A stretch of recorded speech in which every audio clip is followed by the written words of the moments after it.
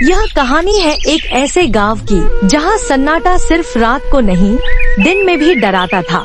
गांव का नाम था चांदपुर। इसके बीचों बीच था एक पुराना कुआं, एक ऐसा कुआं जिसके बारे में लोग बात करने से भी डरते थे। 5 साल बाद अरविंद अपने गांव लौटा। शहर में पढ़ाई पूरी करके वह अब गांव के स्कूल में शिक्षक बनने आया था।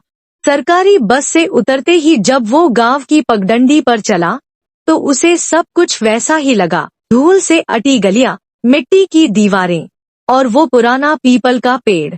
पर कुछ बदला हुआ था। गांव के लोग उसे देखकर मुस्कुरा तो रहे थे, लेकिन उनकी आंखों में एक अनजाना डर था, जैसे वे किसी राज को छुपा रहे हों। घर पहुंचते ही दादी ने दरवाजा खोला और उसे गले लगा लिया। तू आ गया बेटा, अब यह घर जिंदा लगेगा। दादी, गांव वैसा तो है, लेकिन लोगों का चेहरा अजीब लगा। दादी चुप रही। कुछ पल बाद बोली, वक्त बदल गया है, अब वो चांदपुर नहीं रहा, इसे तू छोड़ कर गया था। ऐसा क्या हुआ है? जो हुआ वो अब भी हो रहा है, पर तू भूल जा और एक बात याद रख, उस पुराने कुएं के पास मत जाना। कौन सा कुआं? जो पीपल के पीछे है, जहाँ शाम के बाद साया भी रुकना पसंद नहीं करता। क्या है वहाँ? इसने झांका तो लौटा नहीं। अगले दिन स्कूल से लौटते हुए अरविंद ने रास्ता बदला। वो खेतों की पगडंडी पकड़ते हुए उसी कुएं तक पहुंचा। वह काला, गहरा और अजीब ठंडा था। इसके चारों ओर जली हुई अगरबत्तियां पड़ी थी और कुछ पुराने सिक्के। उसे कुछ महसूस हुआ, ऐसे कोई उसे देख रहा हो। भी एक आवाज पीछे से आई, रुक जाइए मास्टर जी। गांव के बुजुर्ग शंभू खड़े थे। वो कुआं नहीं, नरक का दरवाजा है। क्या सच में? गौरी थी गांव की लड़की। उसकी शादी जमींदार के बेटे से तय हुई थी, लेकिन शादी की रात दूल्हा भाग गया। अपमान से तंग आकर गौरी ने उसी कुएं में छलांग लगा दी।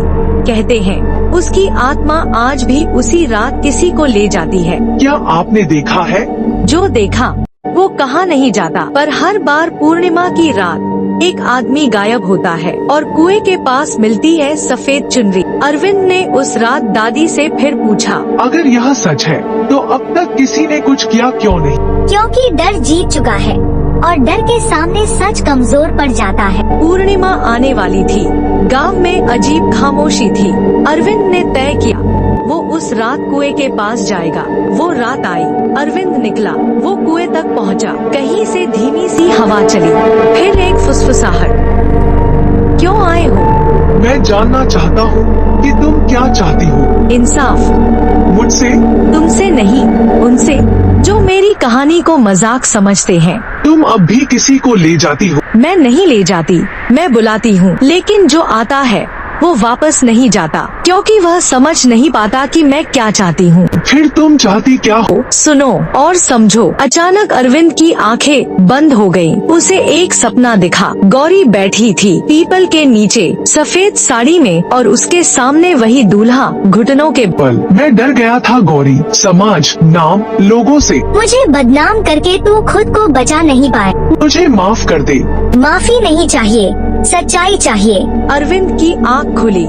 उसने कुएं के पास जाकर कुछ पुरानी ईंटें हटाई। नीचे एक मिट्टी की थाली थी जिसमें गौरी और उस दूल्हे की पुरानी फोटो थी।